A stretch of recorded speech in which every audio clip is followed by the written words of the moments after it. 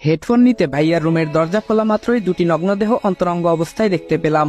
সে আর কেউ নয়, আমার বড় ভাই ও মামাতো বোন জান্নাত, যাকে আমি 2 বছর ধরে ভালোবাসি। জান্নাতও আমাকে ভালোবাসে, কিন্তু কখনো এই অবস্থায় দেখবো স্বপ্নেও ভাবিনি। আমাকে দেখে এতক্ষণে ভাইয়া ও জান্নাত কাপড় পরা শুরু করে দিছে। লজ্জায় কেউ কোনো কথা বলছে না, হয়তো আমি এখানে আসবো আশা করেনি।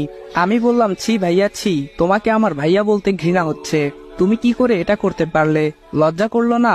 ভাবি থাকা সত্ত্বেও এমনটা করলে।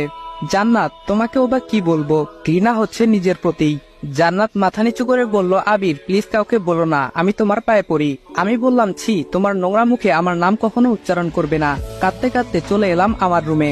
নিজের চোখকে যেন বিশ্বাস করতে পারছি না। জান্নাত কেন এমন করলো? আমি ওর সাথে শারীরিক সম্পর্ক করতে চাইলাম না বলে আমার ভাইয়ের সাথে এমনটা করবে? সারা রাত কেঁদেই কাটিয়ে দিলাম।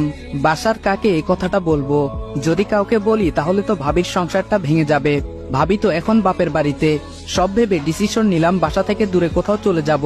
তাই জমানো মাটির ব্যাংকটা ভাঙলাম। 1336 টাকা ছিল।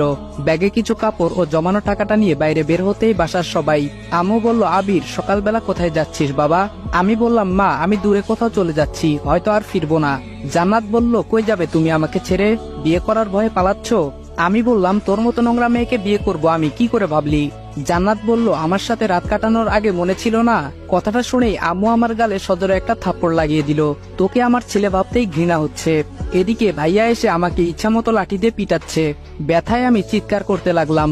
এমন সময় ভাবি তাদের বাসা থেকে চলে আসে। আমায় এমন ভাবে মারতে দেখে এগিয়ে আসলো ভাইয়াকে আটকাতে। চোখ দিয়ে অঝরে পানি পড়ছে। নিজের ভাই তার অপরাধ ঢাকতে আমাকে এভাবে মারছে। আমাকে নিয়ে গিয়ে একটা রুমে আটকে রাখা হলো। নিজের গর্ভধারিণী মা আমাকে চিনতে পারলো না।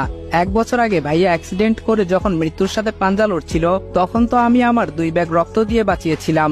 সে কি করে পারলো আমার শরীর থেকে রক্ত ঝরাতে? এসব ভেবে দু চোখে যেন অশ্রু বাধা মানছে না।